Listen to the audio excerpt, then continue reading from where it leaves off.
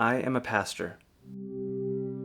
Much of my time has to be devoted to the study of God's Word, doing the Christian ministry, and learning from those who have come before.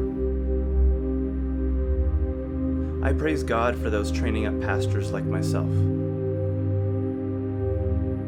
But if I'm honest, being a pastor is exhausting. That's not to say that I'm doing everything right. I know that I'm not. And I'm thankful in this season that I have such forgiving people to shepherd. But preaching is a fearful joy. And working full-time elsewhere doesn't help. But like every job, pastor or not, it is important that we take time for ourselves. Time to unclutter, unwind, and perhaps most importantly, unplug.